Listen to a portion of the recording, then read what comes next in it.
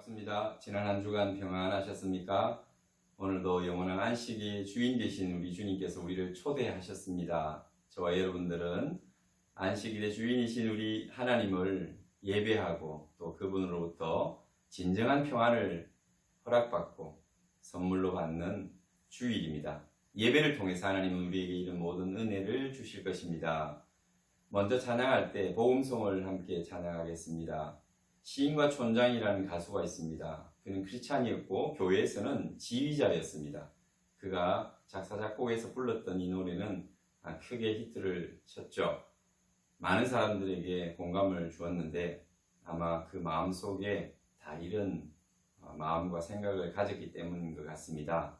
믿음으로 자신을 고백한 가사인 걸로 여러분들이 이해하시면서 우리 그 주인공이 하나님이시라는 것, 그리고 내가 하나님 앞에서 이런 고백의 찬송을 부른다라는 마음을 가지시고 함께 찬양하겠습니다. 두 곡의 찬양 같이 드리겠습니다.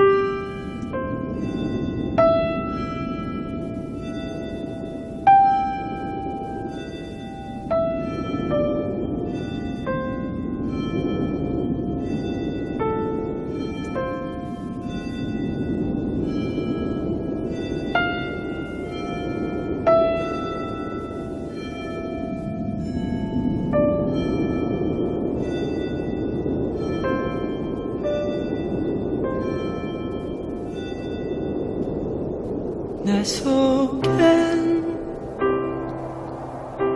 내가 너무도 많아. 당신의 쉴 곳 없네.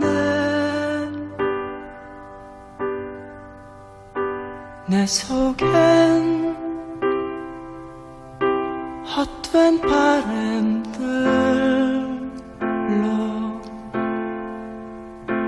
당신의 편할 곳 없네.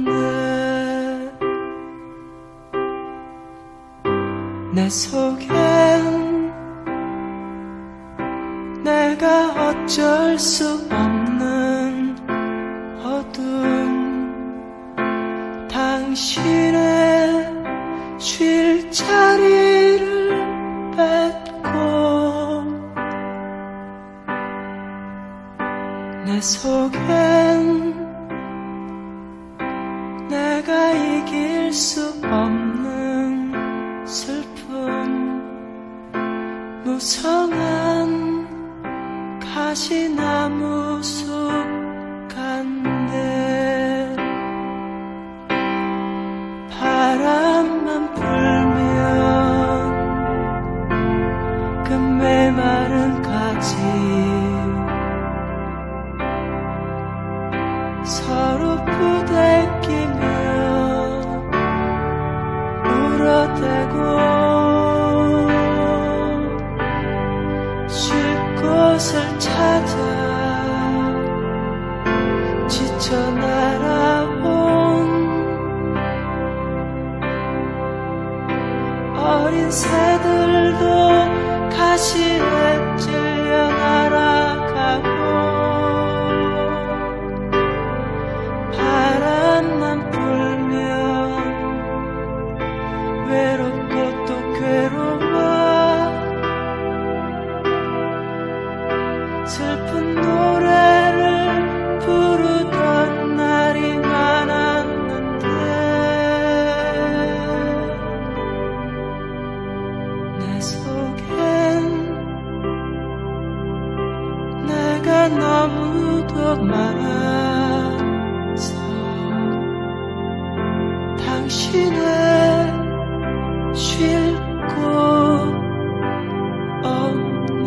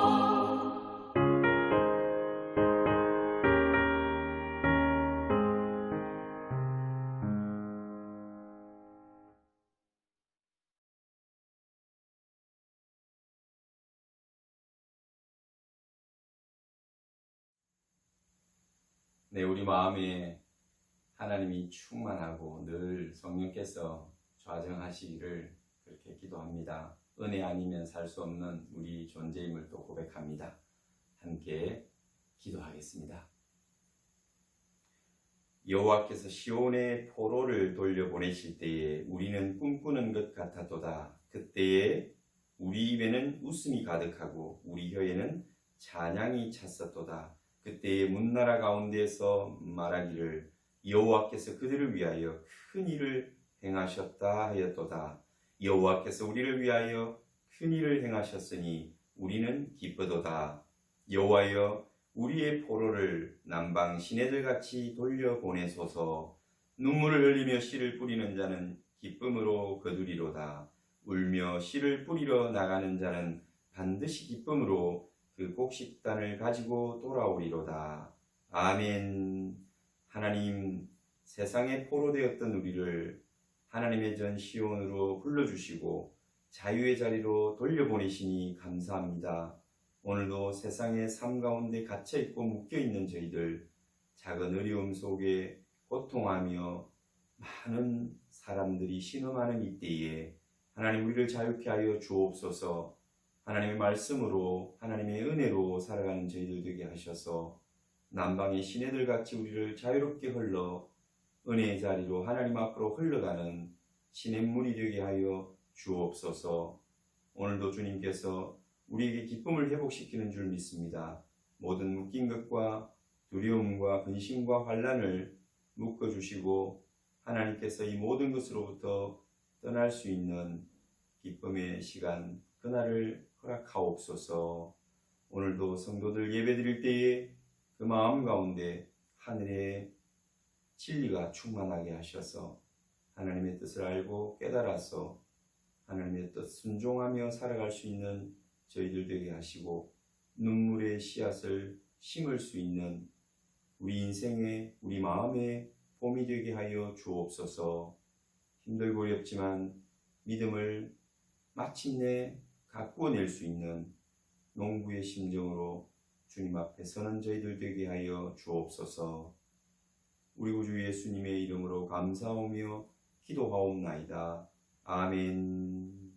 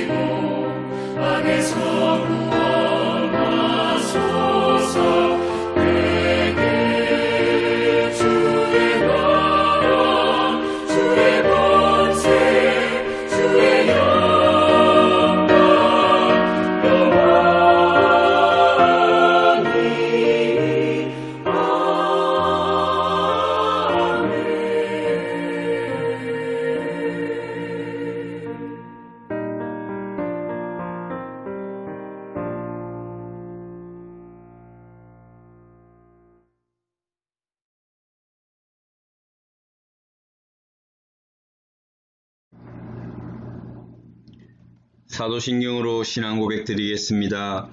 나는 전능하신 아버지 하나님 천지의 창조주를 믿습니다. 나는 그의 유일하신 아들 우리 주 예수 그리스도를 믿습니다. 그는 성령으로 잉태되어 동정녀 마리아에게서 나시고 본디오 빌라도에게 고난을 받아 십자가에 못 박혀 죽으시고 장사된 지 사흘 만에 죽은 자 가운데서 다시 살아나셨으며 하늘에 오르시어 전능하신 아버지 하나님 우편에 앉아 계시다가 거기로부터 살아있는 자와 죽은 자를 심판하러 오십니다. 나는 성령을 믿으며 거룩한 공교회와 성도의 교제와 죄를 용서받는 것과 몸의 부활과 영생을 믿습니다. 아멘.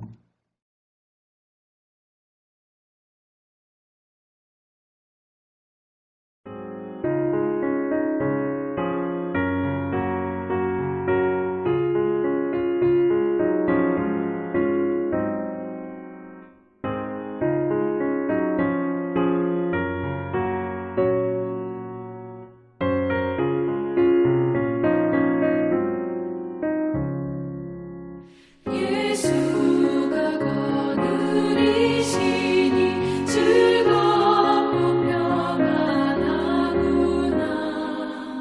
주야의 자고 깨는 것 예수가 거느리시네. 주 날 항상 돌보시고 날 지니 거느리시네. 주 날 항상 돌보시고 날 지니 거느리시네. 때때로 괴로움 당하며 때때로 기쁨 누리네. 풍파 중에 지키시고 평안히 인도하시네. 주 날 항상 돌보시고 날 지니 거느리시네. 주 날 항상 돌보시고 날 지니 거느리시네.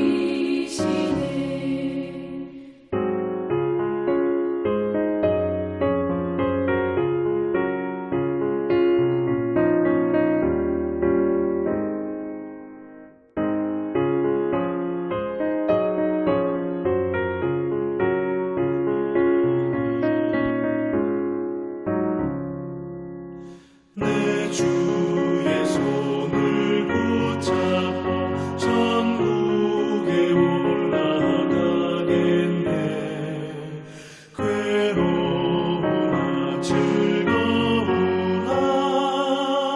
예수가 거느리시네. 주 날 항상 돌보시고 날 지니 거느리시네. 주 날 항상 돌보시고 날 지니 거느리시네.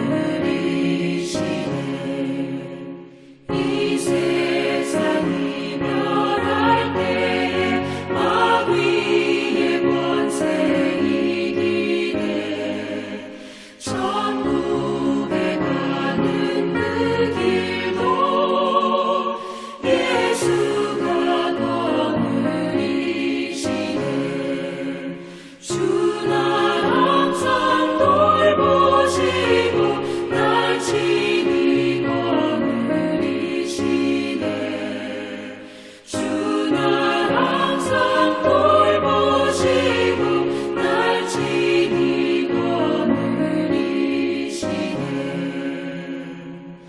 아멘.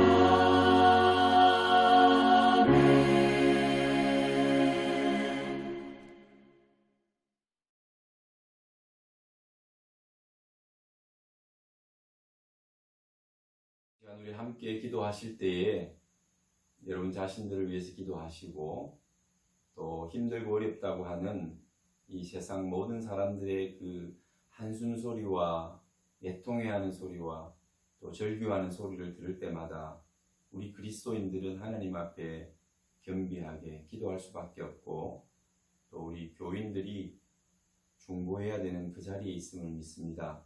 교회가 사명을 잘 감당할 수 있도록 그렇게 해야 될 것 같습니다. 여러분 오늘 세상을 품고 한번 기도해 주십시오. 여러분 자신의 삶과 세상을 위해서 이 세상대로 흘러가는 것이 아니라 세상이 하나님의 나라 안으로 들어올 수 있도록 하나님의 뜻이 그 세상 나라 가운데서도 펼쳐질 수 있도록 이루어질 수 있도록 우리 함께 한 목소리로 기도하겠습니다. 하나님 아버지 감사합니다. 오늘도 저희들이 하나님 앞에 나와서 예배할 수 있는 자격이 없음에도 불구하고 불러주시고 초대해 주시니 감사합니다.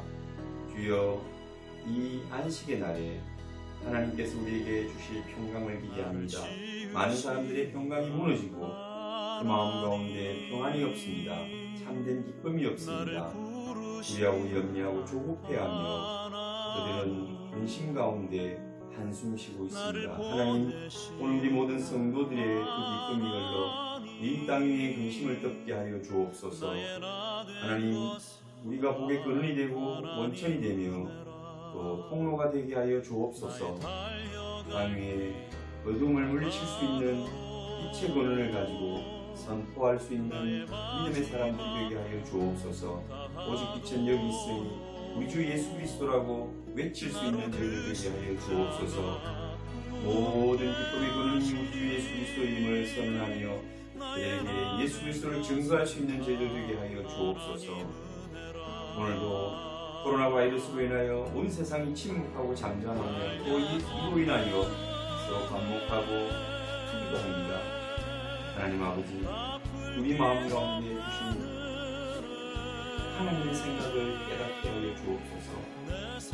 이럴 때일수 우리가 더욱더 주님 앞에 침묵하며 겸비하게 하여 주옵소서. 우리는 연약한 우리는 죄인입니다. 죄인 중에 예수님을 고백합니다.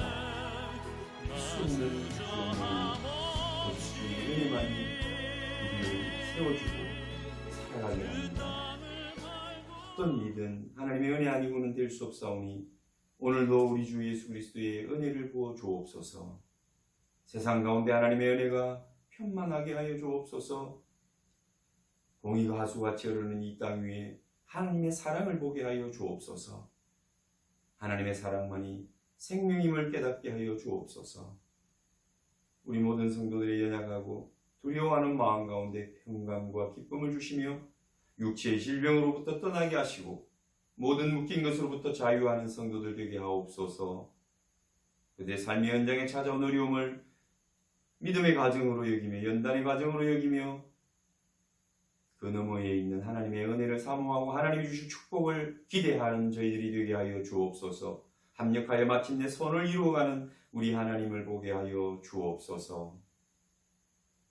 오늘도 열방 가운데 하나님의 영광이 나타나며 모든 만민이 모든 백성들이 우리 하나님의 유일하심을 깨닫는 시간들이 되게 하시고 하나님의 능력 앞에 무릎 꿇게 하여 주옵소서. 오늘도 예배하는 모든 성도들의 마음에 기쁨이 회복되며 그들의 연약함이 하나님의 은혜로 회복되게 하여 주시고 그들의 마음의 평강이 충만케 하여 주옵소서. 들을 귀 있는 자 들으라고 하셨사오니 하나님의 말씀을 듣는 자 되게 하시고 깨닫는 마음 주시고 순종할 마음 주시며 오직 하나님으로 만족할 수 있는 저희들의 삶이 되게 하옵소서. 우리 구주 예수님 이름으로 기도하옵나이다. 아멘.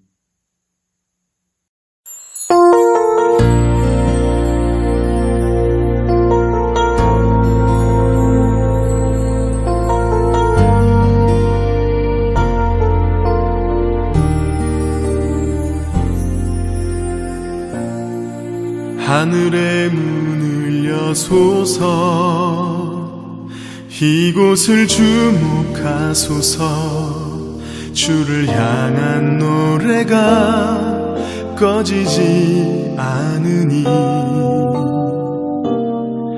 하늘을 열고 보소서 이곳에 임재하소서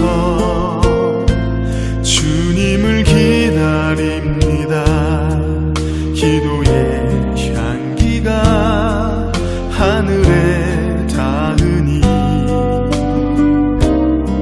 주여 임재하여 주소서. 이곳에 이곳에 앉으소서 이곳에서 드리는 예배를 받으소서 주님의 이름만이 오직 주의 이름만 이곳에 있습니다.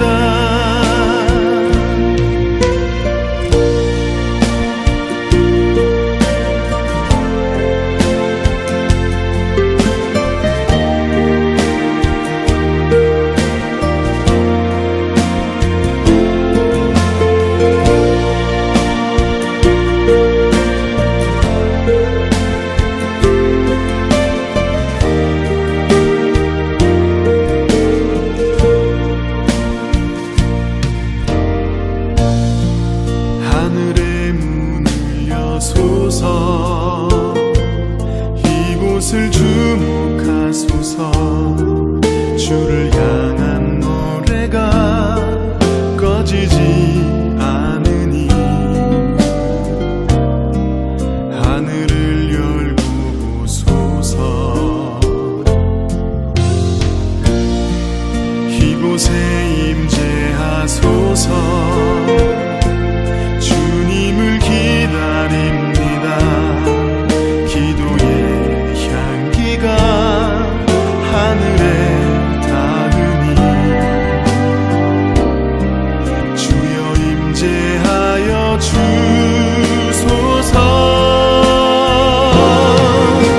이곳에 오셔서 이곳에 앉으소서 이곳에서 예배를 받으소서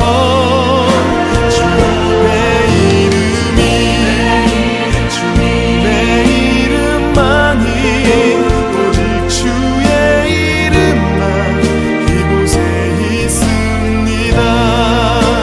이곳에 오셔서 이곳에 앉으소서 이곳에서 드리는 예배를 받으소서 주님의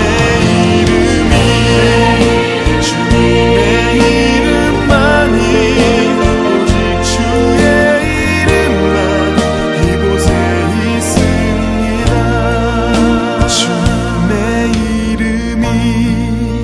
주님의 이름만이 오직 주의 이름만 이곳에 있습니다.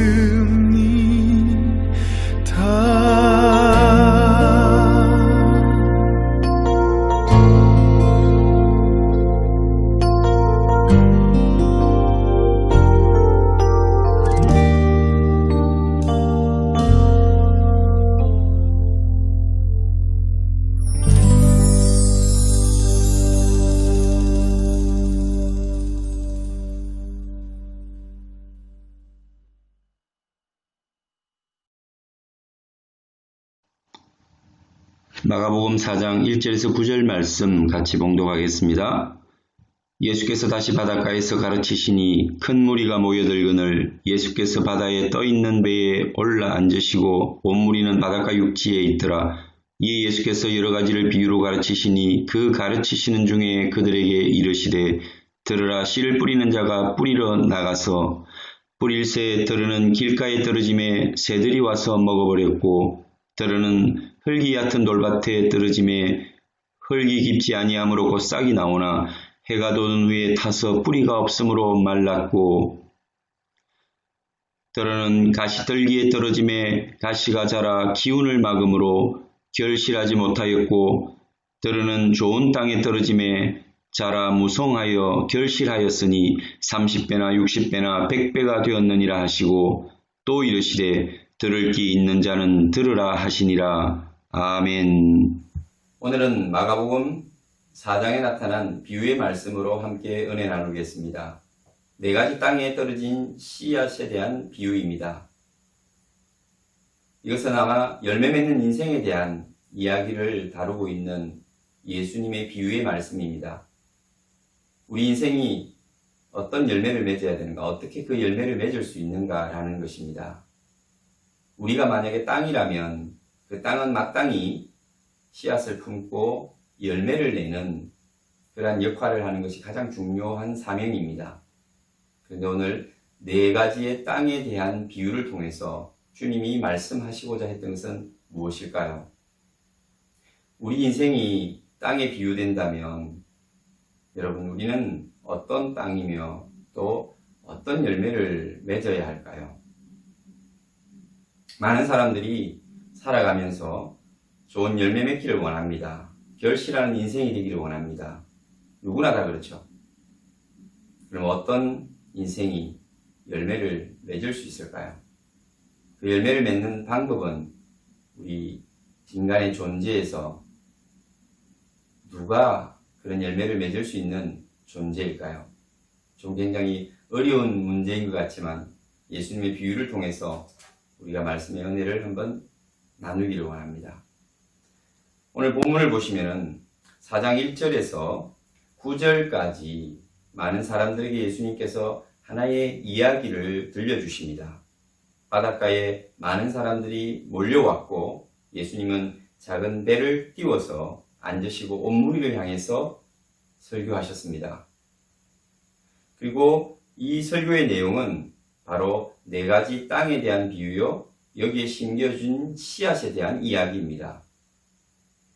그리고 이 말씀을 비유라고 말씀하시는데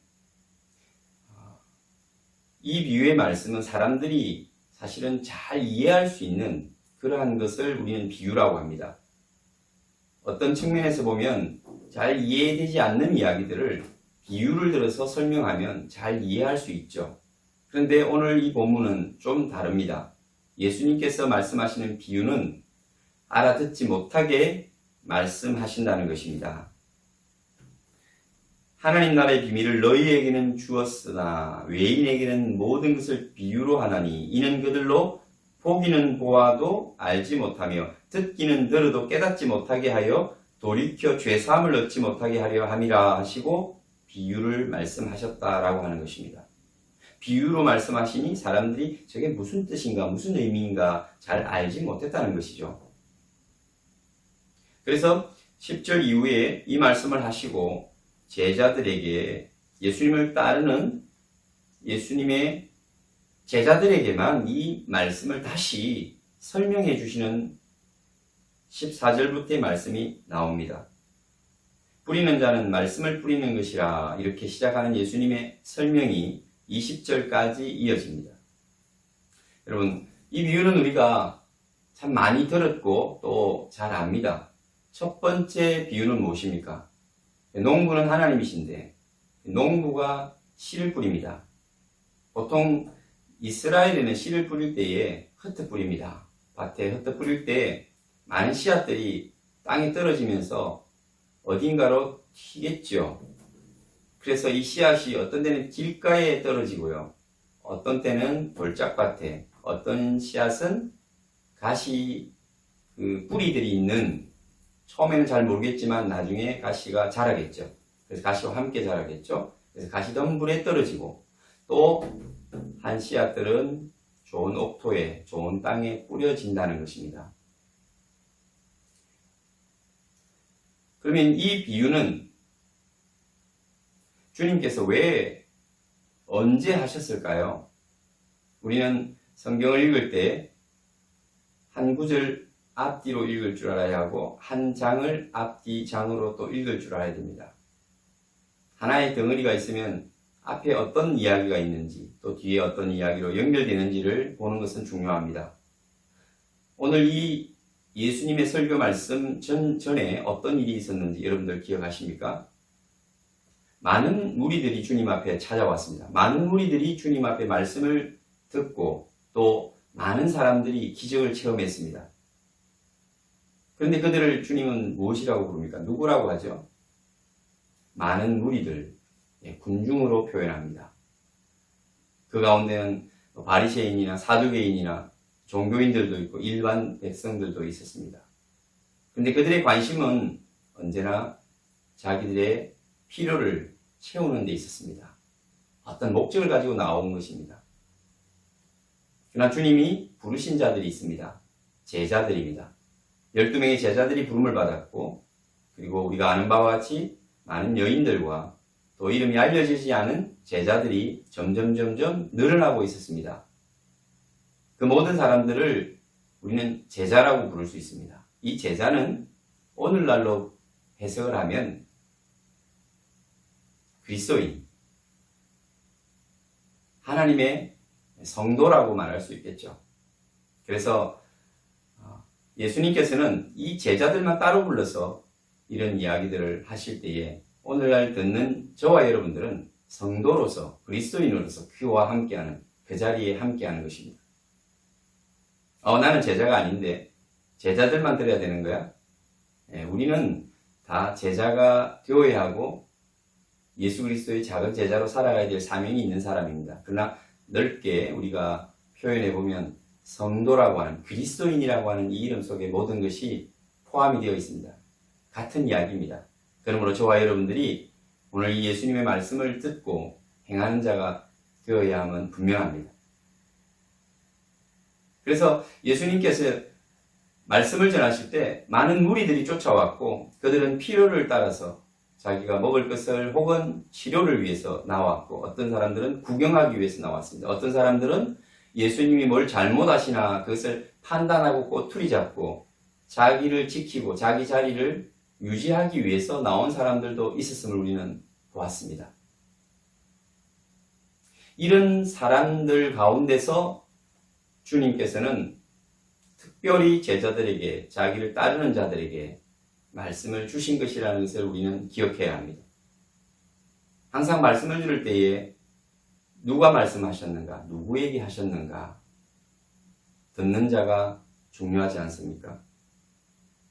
믿는 자입니다. 따르기로 작정한 자입니다. 오늘 저와 여러분이 주님의 말씀을 듣기 원하고 따르기를 원하면 바로 제자로서 또 성도로서 이 말씀이 저와 여러분에게 주신 말씀인 것입니다. 그리고 또 어떤 말씀 다음에 이 메시지가 있을까요? 바로 우리가 4장 앞을 들여다보면 예수님의 어머니, 모친과 형제들이 찾아온 기사가 나타납니다. 그랬을 때 예수님이 뭐라고 말씀하셨죠? 누가 내 모친이며 누가 내 혈육이냐 이렇게 묻습니다. 그것은 어머니를 부정하고 혈육을 부정하는 이야기가 아니라는 것을 우리는 알았습니다. 어떤 말씀을 강조하기 위해서, 드러내기 위해서 하신 말씀이죠. 예수님은 어머니를 사랑하고 형제들을 아끼는 인성을 가지고 왔고 인간의 몸을 입고 오신 분입니다. 그분이 어머니가 필요 없고 형제가 필요 없다는 이야기를 하는 게 아니라 누가 내 모친이며 누가 내 혈육인가 라는 것을 말씀하시고자 했다는 것입니다. 이 말씀, 이 사건 다음에 바로 4장에 씨 뿌리는 비유, 그리고 4가지 땅에 대한 비유가 나오는 것입니다. 그러므로 오늘 이 본문, 이것은 어쩌면은 누가 내 모친이며 누가 내 혈육인가, 주님이 말씀하시는 새로운 가족, 누가 이 새로운 가족의 범주에 들어가는가 하는 것을 말씀하시는 것입니다. 우리가 그것을 이해하면서 주님이 지금 뭘 말씀하시려고 하는가를 알고 이 말씀 속으로 들어가기를 원합니다. 여러분, 누가 주님의 어머니요? 누가 주님의 혈육입니까? 누가 주님의 가족입니까?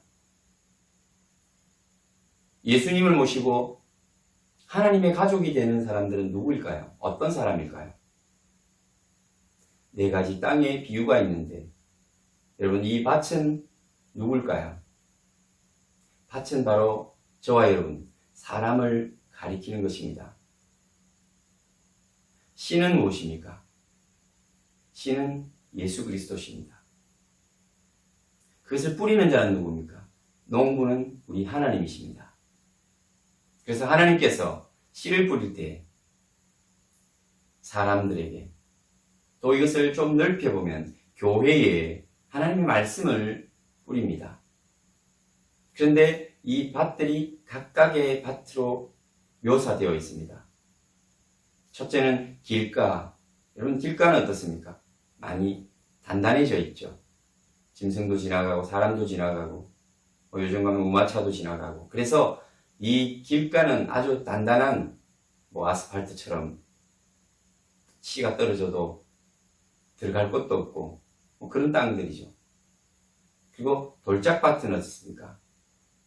돌짝밭도 마찬가지로 씨가 떨어지면 그 씨가 발하기가 힘든 땅이지 않습니까? 가시밭입니다. 가시밭은 사실 그 뿌리가 그 속에 있어서 잘 모릅니다. 그런데 같이 뿌려져서 좀 시간이 지나고 싹이 나고 자라면 가시도 같이 올라옵니다. 그래서 가시가 가득한 가시덩굴이 있는 밭에는 식물이 자랄 수가 없겠죠. 자라도 굉장히 약하게 자라고 쭉정이만 나오겠죠. 그런 밭이 있고 하나는 좋은 밭이라는 것입니다. 좋은 밭은 옥토입니다. 옥토는 그 씨앗이 잘 떨어지고 잘 심어져서 방해하는 것이 없이 그 씨앗이 발하고 자라서 30배, 60배, 100배의 결실을 한다라는 우리 주님의 말씀입니다. 여러분 오늘 이 말씀을 통해서 우리가 생각해 보고자 하는 것은 이 세 가지의 밭에 대해서 우리가 함께 나눠보려고 합니다. 그리고 씨와의 관계를 한번 정리를 해보기를 원합니다. 그리고 우리가 열매 맺으려면 어떻게 해야 되는가? 어떻게 해야 열매를 맺을 수 있는가? 이것을 우리가 말씀을 통해서 발견하게 되기를 원합니다. 여러분 돌밭이라고 하는 먼저 길가죠. 길가밭이라고 하는 그 단단해진 곳은 사실은 어떤 곳일까요? 굉장히 단단한 그 길가에 뿌려진 씨앗은 사실 들어갈 수가 없죠. 심어질 수도 없고 싹이 날 수도 없습니다. 길가는 어떤 마음밭을 이야기할까요? 창세기 19장 14절에 보면 아브라함의 조카인 룻 이야기가 나옵니다. 아브라함과 룻이 어디에 정착할 것인가를 고민할 때 소돔과 고모라 지역이 참 아름답고 물도 많고 또 풍성한 지역이었습니다. 그래서 조카 룻은 그곳을 먼저 선택을 해서 그 소돔과 고모라에 삽니다. 그렇지만 거기는 굉장히 하나님 앞에 범죄한 도시였고 풍성하고 넘치고 여러분 윤택하게 살다 보니 그 사람들이 결국은 많은 죄 가운데 살아가는 그러한 도성이었음을 우리는 압니다. 그래서 하나님께서 이 소돔과 고모라를 불로 심판하시지 않습니까? 그럴 때 하나님께서 그 아브라함으로 인해서 또 룻의 믿음으로 인해서 그 가족들을 구원해 주시고자 먼저 떠나라고 말씀하십니다. 그래서 룻이 나가서 딸들과 결혼할 사위들에게 말하기를 여호와께서 이 성을 멸하실 터이니 너희는 일어나 이곳에서 떠나라 하되 그 사위들은 농담으로 여겼더라 그렇게 이야기를 합니다. 이 사위들의 마음처럼 여러분 너무 넉넉하고 평안해서 부족함이 없는 그런 삶을 살아가는 사람들은 예수님 그 말씀의 씨가 떨어질 자리가 없습니다.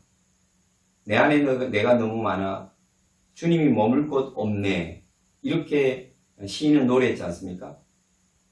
오늘 이 룻의 딸들의 사위들은 그 넉넉함과 부요함 속에서 하나님의 필요를 느끼지 않았습니다. 그래서 그들은 하나님의 말씀을 심판의 말씀을 농담으로 여겼던 것입니다.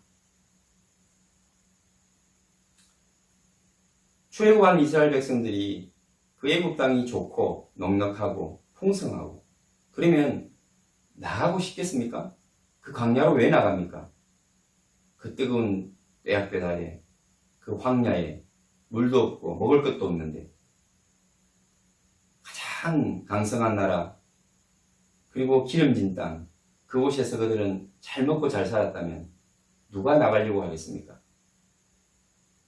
아브라함을 부르신 하나님께서 아브라함을 부를 때 여러분 그 아브라함이 살았던 지역이 얼마나 문화적으로 문명적으로 발전한 나라인지 바벨론 그 문명들이 메소포타미아 문명들이 또 흔히 우리가 알려져 있는 수르 문명이라고 하는 그 문명이 얼마나 발전한 문명인지 우리는 아마 자료들을 금방 검색해 보면 알 수 있을 겁니다. 거기에서 나오라고 할 때, 아니 내가 왜 나가? 이 좋은 것을 두고 왜 나가? 나는 가기 싫어. 하나님의 말씀에 우리가 순종한다는 것은 굉장히 어려울 겁니다.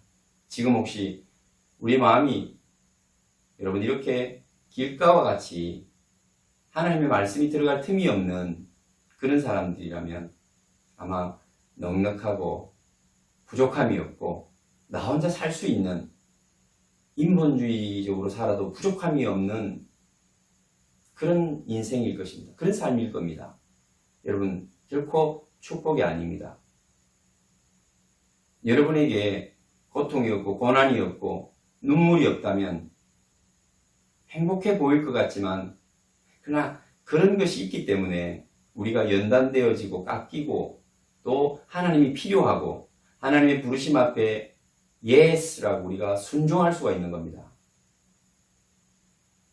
모든 것이 넉넉하고 완전하다면 왜 하나님이 나오라고 하면 그게 순종해서 나갈 수 있겠습니까? 누가 나가겠습니까? 나가지 않습니다. 여기가 좁사오니 저 여기 초막 짓고 여기 살겠습니다. 그렇게 이야기하겠죠. 오늘 혹시 여러분의 삶에 고난이 있고 또 여러분의 삶에 근심과 걱정과 염려가 몰려온다고 해도 파도처럼 그 파도는 날마다 변합니다. 똑같은 파도가 없다고 합니다. 하나를 넘기면 또 너울처럼 또 더 큰 파도가 밀려오고 우리가 하나님을 원망할 수도 있겠지만 진정한 믿음의 사람들은 하나님이 이것을 통해서 나를 연단시키고 나를 떠나게 하고 또 새로운 하나님의 자리, 축복의 자리로 나를 몰아가시는구나, 나를 정금같이 그렇게 만들어 가시려고 연단하시는구나, 그렇게 이해하고 하나님 앞에 감사하면 우리의 삶은 놀랍게 달라질 것입니다. 오늘 여러분들의 삶이 길가와 같은 삶이 되지 않기를 축원합니다. 너무 넉넉하고 부족함이 없어서 하나님을 잊어버리는 인생이 아니기를 축원합니다. 돌밭이 있습니다. 이사야 8장 14절에서 15절을 보면 그가 성소가 되시리라. 그러나 이스라엘의 두 집에는 걸림돌과 걸려 넘어지는 반석이 되실 것이며 예루살렘 주민에게는 함정과 올무가 되시리니 많은 사람이 그로 말미암아 걸려 넘어질 것이며 부르질 것이며 덫에 걸려 잡힐 것이니라. 오늘 이 돌밭은 여러분 식물들이 자라기가 쉽지 않은 땅이면 분명합니다. 근데 이 돌밭이 어떤 돌인가요? 어떤 주석학자들은 페트라, 베드로를 상징하는 것이 아니냐, 그렇게 설명하는 그런 학자들도 있습니다만, 오늘 돌이라고 하면 오늘 예수님께서 4장 이사야 8장 14절에서 15절 읽어드린 말씀처럼 많은 사람들이 걸려 넘어지는 돌이 되는 분이 예수 그리스도다, 이렇게 말씀하십니다. 많은 사람들에게 함정과 올무가 될 것이다. 우리 주님은 우리를 위하여 오신 그리스도요 메시아이신데 어떻게 많은 사람이 걸려 넘어지며 그들에게는 함정과 올무가 되는가? 여러분 의아하지 않습니까? 그런데 한번 생각해 보십시오. 많은 무리들 가운데 대부분의 사람들은 그저 그분의 필요를, 그분이 주시는 것을 또 기적을 기대할 뿐이었습니다. 그들은 어쩌면 길가에 땅처럼 그냥 자기가 필요한 것만 구하면 부족함이 없는, 더 갈급해하지도 않는 그런 사람들이었다면 그 속에 있는 종교인들, 바리새인들이나 사두개인들이나 율법학자들은 어떤 사람입니까? 오히려 예수님이 말씀을 하실 때마다 그들은 걸려 넘어졌습니다. 예수님이 기적을 행하시고 이적을 베푸실 때마다 그들은 자신이 가지고 있는 자기의 가치관, 종교관, 자아, 자기의 틀에 의해서 그들은 스스로 걸려 넘어지고 예수님의 말씀, 천국 복음이 올무가 되었습니다. 그래서 자신의 모습이 드러나고 자신이 예수 그리스도를 받아들이지 않는 완악한 사람임을, 그래서 예수님 말씀하시기를 독사의 자식들아, 그들이 회개하기를 원치 않는다라고 말씀하실 정도로 그들은 완악한 모습을 드러냈습니다. 결국은 예수님께서 그들에게 있어서는 올무죠. 걸려 넘어지는 돌이 되었죠. 그래서 그들은 부르짖었으며 또 벗에 걸려 잡힌 바가 된 사람 같았습니다. 어떤 돌은 어떤 사람에게 반석이 될 수도 있습니다.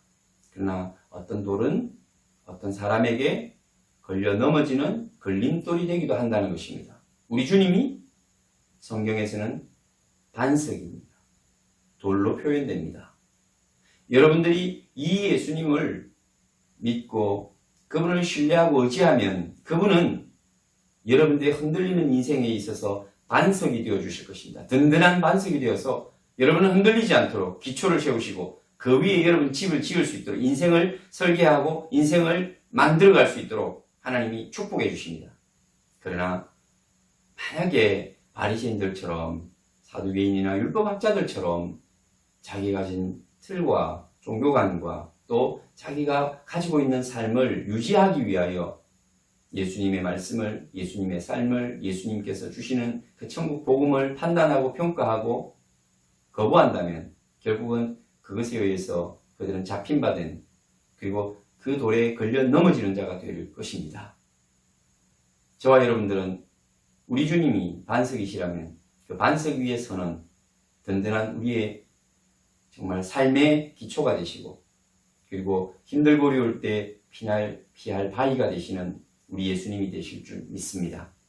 그런 성도님들 되시기를 축원합니다. 이스라엘 백성들은 출애굽기 14장을 보면 그 출애굽기 14장에서 나타나는 그들의 모습은 바로가 가까이 올 때 이스라엘 자손이 눈을 들어본 적 애굽 사람들이 자기들 뒤에 이른지라 이스라엘 자손이 심히 두려워하며 여호와께 부르짖고, 그래서 그들은 모세에게 따집니다. 우리가 매장지가 없어서 이 광야에 와서 다 죽게 하려고 불러냈느냐라고 따집니다.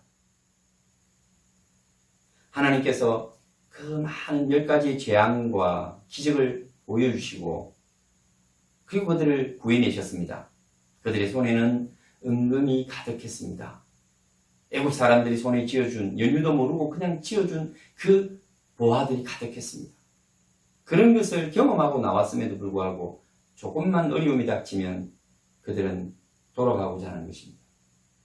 그리고 그곳에서 떠나고자 합니다. 벗어나려고 합니다. 결국은 우리 예수님께서 올무가 되고 걸려 넘어지는 돌이 되는 것처럼 그들은 그렇게 실패의 자리로 나아갔던 것입니다. 아무리 홍해가 갈라지는 역사를 본다 할지라도 그들의 삶은 바뀌지 않습니다. 그들의 가치는 달라지지 않습니다. 변하지 않습니다. 여러분, 이런 사람은 그 씨앗이 심어질 수가 없는 겁니다. 씨앗은 예수 그리스도라고 했고 그 말씀이라고 했는데 그 말씀이 예수 그리스도께서 그들의 인생을 파고들 수가 없는 것입니다. 오히려 그들은 예수 그리스도가 돌이 되고 예수 그리스도가 올무가 되어 그들은 잡힌 바 되고 넘어져 꺾어지게 되는 겁니다.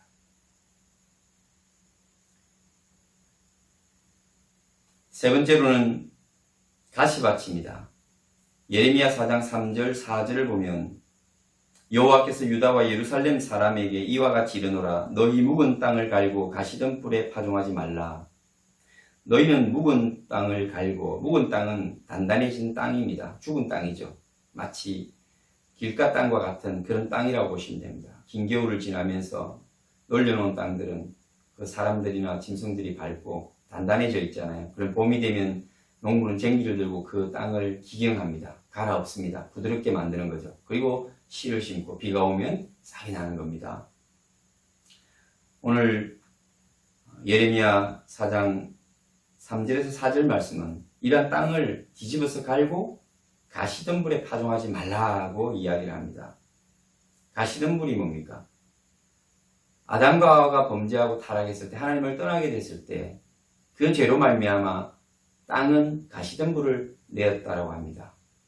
그래서 사람들은 수고하고 힘들어 땀 흘려야 먹을 것을 구하는 인생이 된 거죠. 죄의 결과 그 현상으로 나타나는 것이 가시덤불입니다.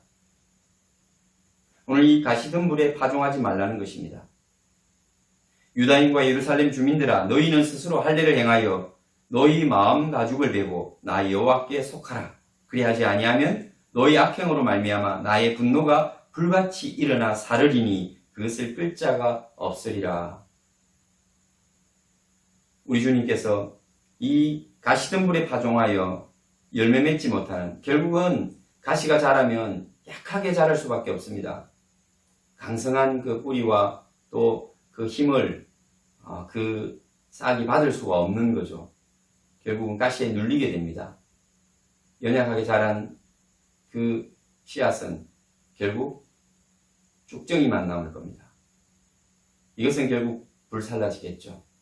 오늘 주님은 그 말씀을 하는 것입니다. 나의 분노가 불같이 일어나 사르리니 그것을 끌 자가 없으리라. 가시밭에 그 일어난 가시덤불도 결국은 사람들의 욕심과 죄로 말미암아 일어나는 것입니다. 기복신앙이라고 우리는 자기의 복을 추구하기 위하여 하나님을 찾는 신앙을 기복신앙이라고 합니다. 늘 다오다오하는 신앙입니다. 하나님께로부터 뭔가를 얻기 위하여 신앙생활하는 그 삶을 기복신앙이라고 합니다. 이스라엘 백성들이 가나안에 정착했을 때 그 땅에 발굴된 훗날의 그 여러 가지 자료들을 보면 많은 바알과 아세라의 우상과 그리고 성전이 있습니다. 제단이 있습니다. 하나님을 섬기는 제단도 있지만 바알과 아세라를 섬기는 제단이 함께 존재한다는 겁니다. 하나님이 주시는 하나님의 은혜가 있고 하나님의 축복이 있는데 그 외에 기타의 세상 것들은 바알과 아세라로부터 받았다는 것입니다. 그것을 추구하고 원했다는 것입니다. 바알은 풍요의 신이요, 물의 신이요, 아세라는 다산의 신입니다. 무슨 뜻인지 아시겠죠? 그들은 세상에서 잘 먹고 잘 살기를 원했다는 것입니다. 그래서 하나님이 주시는 은혜로만은 살 수 없고 세상이 주는 풍요함과 부요함을 그들은 추구하면서 하나님과 함께 세상의 그 우상들을 섬겼던 사람들이 이스라엘 사람. 그래서 그들은 실패했다는 것입니다.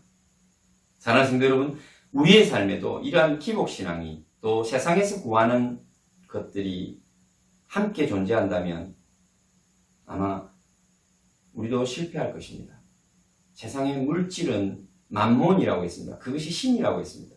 세상에서 가장 두렵고 강한 것이 만몬신입니다. 바알과 아세라, 그들은 풍요와 다산이라고 하는 그 정의를 가진 여러분 바로 만몬신입니다. 오늘날에도 이 만몬신은 세상 가운데 아주 강력한 힘을 가지고 있습니다. 우리 믿음의 삶을 살아가는 성도들도 하나님 앞에 예배하며 하나님께 거룩한 것을 구하고 신령한 것을 사모하지만 또 필요한 것은 어쩌면 우리가 바알과 아세라에게 구하고 있지는 않는지, 하나님의 전과 하나님을 섬기는 그 단이 있고 또 세상에서 필요한 것들을 섬기고 추구하는 여러분들의 우상의 단이 있지는 않는지 살펴보아야 할 것입니다. 결코 결실할 수 없는 쭉정이 인생이 될 것입니다. 그것은 가시덤불같이 우리를 억누르고 우리가 자라지 못하게 하고 결실하지 못하게 할 것이기 때문입니다.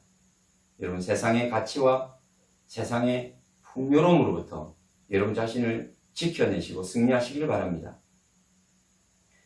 마지막으로 좋은 땅입니다. 이사야 6장 10절에서 13절 말씀을 보면 이 백성의 마음을 둔하게 하며 그들의 귀가 막히고 그들의 눈이 감기게 하라. 염려하건대 그들이 눈으로 보고 귀로 듣고 마음으로 깨닫고 다시 돌아와 고침을 받을까 하노라. 이 말씀은 바로 오늘 예수님께서 비유로 하신 이유가 됩니다. 예수님도 그렇게 말씀하셨습니다. 12절에 보면 그들로 보기는 보아도 알지 못하며 듣기는 들어도 깨닫지 못하게 하여 돌이켜 죄사함을 얻지 못하게 하려 함이라. 그래서 비유로 말씀하시고 자기를 따르는 무리인 제자들만 따로 모아서 이 비유를 설명해 주시는 것을 볼 수 있습니다. 오늘 여러분들이 우리 주 예수 그리스도를 믿는 그리스도인들이라면, 성도라면, 또 제자라고 여러분들이 불리우기를 원하신다면 하나님이 듣는 귀를 주셔야 되고 여러분들의 눈을 열어 보게 해주셔야 합니다. 우둔한 마음을 열어 부드럽게 해주시고 그 부드러운 마음을 주시고 딱딱한 것을 제거하셔서 하나님의 말씀이 잘 심어지고 우리 주 예수 그리스도께서 우리 심령 가운데 우리 삶에 찾아오셔서 우리의 삶에 싹을 틔우고 30배, 60배, 100배 결실을 할 수 있도록 여러분들의 마음을 옥토로 만들어 주셔야만 한다는 것입니다. 여러분, 우리는 흔히 생각에 그래, 길가의 그 땅, 그 밭, 그리고 돌짝밭, 가시밭, 내가 어떻게 하면 길가를 잘 기경하고 돌을 걸러내며 가시의 뿌리를 제거해서 옥토가 될까? 우리는 그렇게 생각합니다. 내가 어떻게 하면 좋은 밭이 될 수 있을까? 그래서 우리의 밭들을 내가 어디에 속했는지 분류하고 또 내가 어떻게 하면 옥토로 나아갈 수 있는지 이 땅을 잘 개간하고 개발할 수 있는지 고민하면서 이렇게 살아야겠다. 이게 옳은 거야. 이 정도는 해야지 노력합니다. 물론 여러분 우리가 그런 노력하는 것이 나쁘다는 것이 아닙니다. 그렇지만 우리의 노력으로 정말 1%라도 우리가 30배, 60배, 100배의 결실 가운데 그 열매를 구할 수 있다라고 생각하면 그것은 이미 믿음이 아닙니다. 주님이 주시는 믿음이 아닙니다. 그것은 하나님께서 우리에게 허락하신 기독교가 아닙니다. 여러분, 우리는 길가 같은 밭이고 그리고 돌짝밭, 가시덤불이 무성할 가시밭입니다. 누구나 다 그렇습니다. 옥토는 없습니다. 아무도 없습니다. 이 밭을 바꾸어 옥토로 만들 사람도 없습니다. 그럴 수 있는 능력도 없습니다. 그것을 우리는 인정해야 합니다.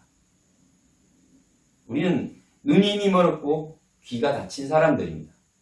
마음이 둔하여 깨달을 수 없는 사람들입니다. 그러면 어떻게 해야 되느냐? 아무 방법이 없느냐? 아니, 우리가 내가 할 수 없음을 고백할 때, 그것을 인정할 때 우리는 하나님 앞에서 출발하는 것입니다. 그게 기초입니다. 세상 사람들은 자기가 뭔가를 할 수 있다고 생각하고 노력하고 그리고 계획을 세우고 하나님이 없이도 자기들은 구원의 자리로 나아갈 수 있다고 믿습니다. 많은 곳에 구원의 길이 있다고 생각합니다. 그러나 우리는 nothing입니다. 아무것도 없습니다. 나는 할 수 없습니다 라고 고백하는 자들입니다. 오직 은혜로만 이렇게 우리는 고백할 수 있는 그 사람만이 여러분 그리스도인이요 성도요 제자인 것입니다. 여러분이 성도입니까? 그렇다면 나는 할 수 없고 나는 내 노력은 아무것도 변화시킬 수 없고 나는 내가 노력한다고 그 돌짝밭을 옥토로 가시밭을 옥토로 만들 수 없는 존재라는 것을 인정해야 한다는 것입니다. 그러면 아무것도 할 수 없는 무기력한 존재인가? 네, 우리는 아무것도 할 수 없는 무기력한 존재입니다. 그 부분에 있어서만큼 아무것도 할 수 없습니다.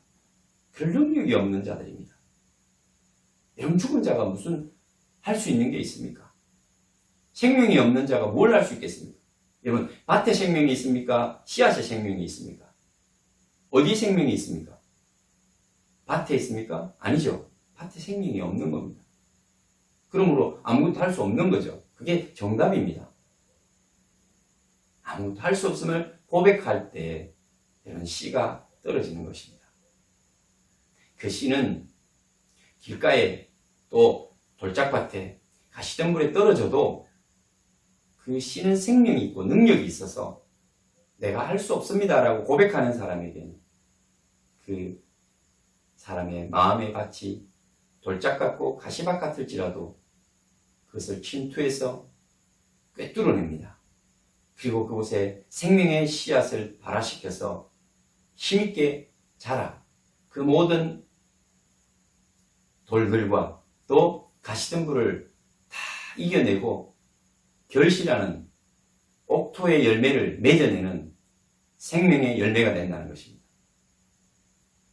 그래서 우리 주님은 요한복음 12장 24절에 보면 내가 진실로 진실로 너희에게 이르노니 한 알의 밀이 땅에 떨어져 죽지 아니하면 한 알 그대로 있고 죽으면 많은 열매를 맺느니라고 말씀하십니다.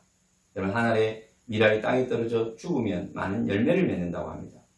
많은 열매를 우리 주님께서 맺기 위하여 죽으십니다. 십자가에 죽으신 이유는 생명이 있으시기 때문에 많은 열매를 생명으로 부활시키기 위해서 죽으신 것입니다. 주님은 그 생명력은 여러분 밭이 돌짝밭일지라도 가시덤불 같을지라도 마침내 뚫어내고 그 생명을 싹 틔워서 열매 맺게 하시는 능력의 생명입니다. 우리 주님은 여러분에게 영원한 생명이 됩니다. 참 생명이십니다.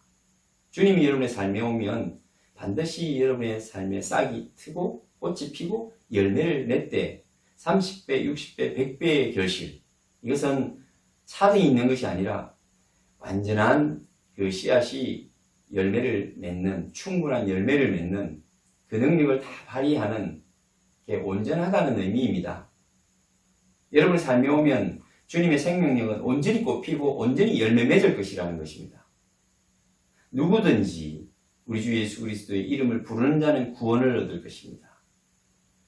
어떤 밭이든지 여러분들의 밭에 생명의 씨앗인 예수님께서 오셔서 떨어지면 그 생명의 씨앗은 굉장한 힘이 있습니다. 파괴력이 있습니다.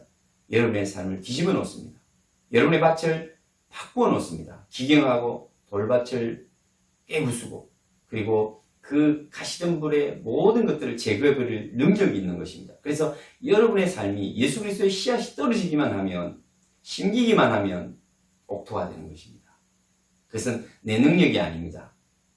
밭은 그저 똑같은 밭일 뿐이고 50보 100보입니다.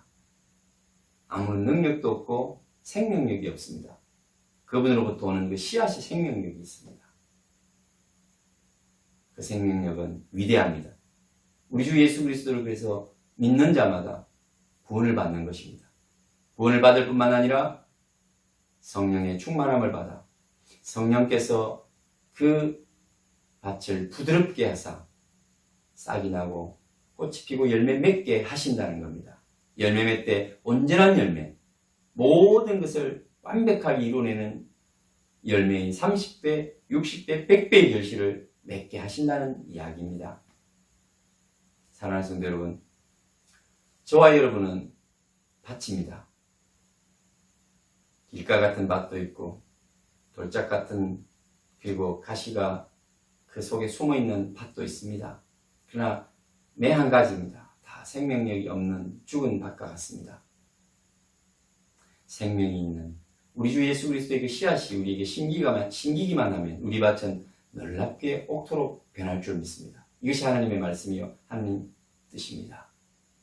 예수님께서 오늘 제자들에게 설명하고 말씀하시고 싶은 이야기는 그것입니다. 내가 뚫고 들어가서 네 인생 가운데 들어가서 너를 바꾸어 놓고 결실하는 땅으로 만들어낼 거야. 우리의 어떤 노력이 아닙니다. 여러분들의 땀으로 이루어지는 것이 아닙니다. 우리는 그저 아무것도 할 수 없는 존재라는 것을 그분의 생명의 씨앗을 받기만 하면 놀라운 역사가 일어나고 결실을 하는 그런 밭일 뿐인 것입니다. 우리의 공로를 그래서 자랑할 수 없는 것입니다. 저는 아무런 공로 없습니다. 제가 한 것이 아무것도 없습니다. 할 수 있는 것도 없습니다. 오직 주님만이 모든 것입니다. 모든 것이 주님의 은혜입니다. 이렇게 고백하는 저와 여러분 되시기를 축원합니다. 그럴 때 놀라운 결실이 있을 줄 믿습니다. 오늘도 여러분 무엇을 꿈꾸며 기대하며 가십니까? 어떤 기도 제목을 가지고 계십니까? 어떤 삶의 문제 때문에 힘들고 고단하십니까? 두렵습니까? 우리는 어차피 똑같은 밭입니다. 누구를 부러워할 필요도 없고 누구에 대해서 여러분들의 마음이 힘들 필요도 없습니다. 다 돌짝밭이고 다 가시덤불입니다. 좋은 것 같아도 좀 있으면 가시덤불이 무진장 올라올 겁니다. 서로 비교해서 여러분들이 열등감을 갖거나 또 기죽지 마시기 바랍니다. 그저 하나님 앞에 겸손하게 겸비하게 하나님 저는 이런 존재입니다. 아무것도 할 수 없는 존재입니다라고 고백할 수 있는 저와 여러분이 되시면 됩니다.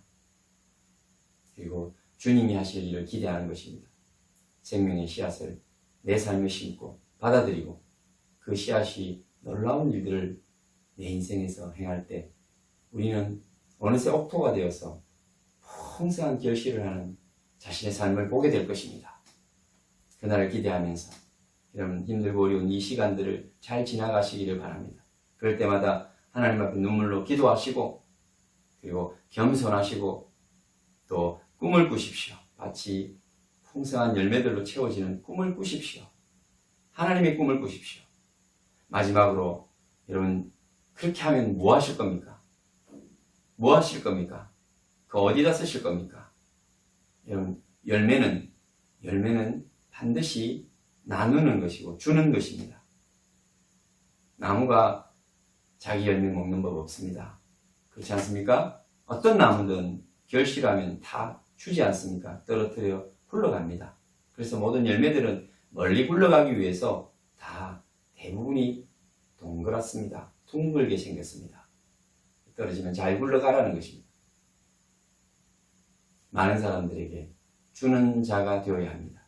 여러분들이 열매를 거둔다면 그 열매는 결실하는 열매는 다른 사람을 위하여 하나님이 주신 선물이다. 여러분 많은 사람들에게 선물이 되십시오. 여러분들이 좋은 선물이 될 것입니다. 그럴 때 많은 영혼들이 또 돌아오게 되는 역사가 있을 겁니다. 우리 성도들의 삶이 주의 말씀 가운데 든든하게 세워지고 늘 평강을 유지했으면 좋겠습니다. 늘 연약하지만 우리가 연약하기 때문에 하나님의 은혜가 필요하고 나의 힘과 노력이 있겠지만 그것으로는 아무런 영향력이 없고 우리를 구원할 정말 1%의 여지도 없다는 것을 고백하는 그럴 때에 하나님께서 또 우리에게 더 큰 은혜를 주시고 승리의 삶을 주시는 그런 하나님이심을 발견하는 시간들이 되기를 원합니다.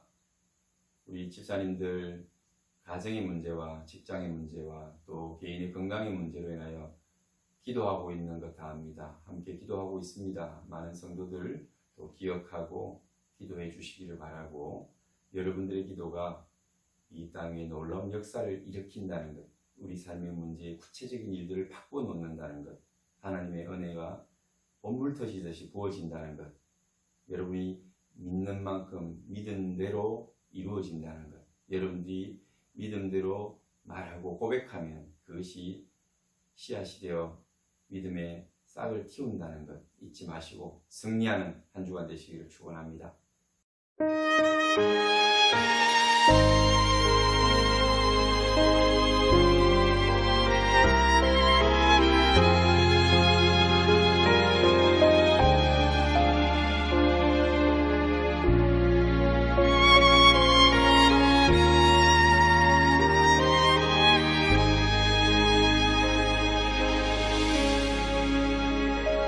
어둠 속에 매이던 내 영혼 갈 길 몰라 방황할 때에 주의 십자가 영광의 그 빛이 나를 향해 비추어 주셨네.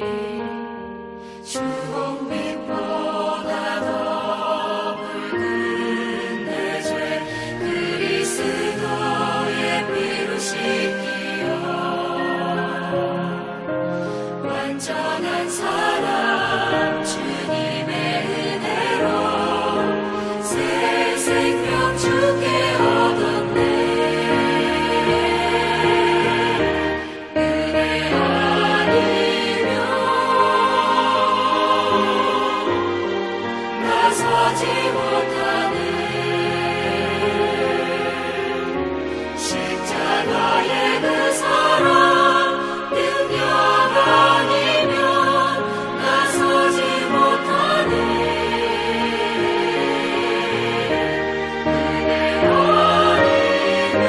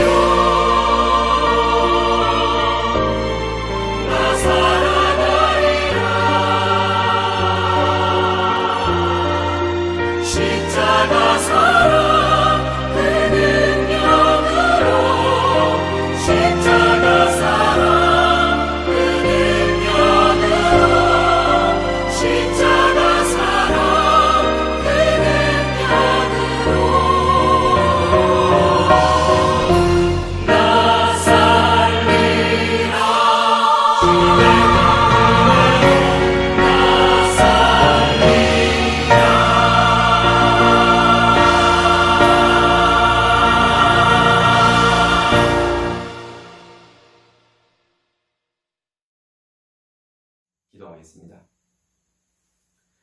하나님 아버지 감사합니다. 오늘도 우리 모든 성도들의 삶에 찾아온 염려와 걱정과 근심의 문제들을 하나님의 은혜 가운데 기도의 제목으로 바꾸어 주시고 응답받는 저희들 되게 하옵소서. 오늘도 물질을 드리고 몸과 마음을 드리고 우리 모든 삶을 드린 성도들마다 하나님의 은혜로 충만케 하여 주옵소서. 이 땅 위에 신음하는 자들의 그 소리가 하나님께 상달되어 코로나 바이러스 비롯한 모든 삶의 문제들이 떠나게 하시고 하나님 주시는 기쁨과 평강이 다시 충만하며 사명으로 일어서는 영혼들이 많이 일어날 수 있도록 하나님 교회가 다시 부흥하며 회복되도록 축복하여 주옵소서. 이제는 우리를 위하여 피 흘려 주신 예수 그리스도의 은혜와 아버지의 극진하신 사랑과 성령님의 위로하심과 교통하심이 오늘도 하나님의 말씀을 들고 세상을 향하여 나아가는 모든 성도들과 그들의 생업의 현장과 자녀들의 머리 위에 지금부터 영원토록 함께 계실지어다. 아멘.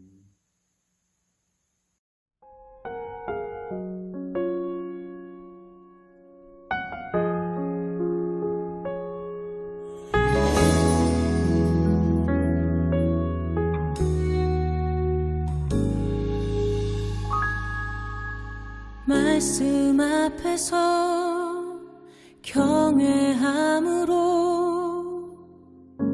주께 홀로 섭니다.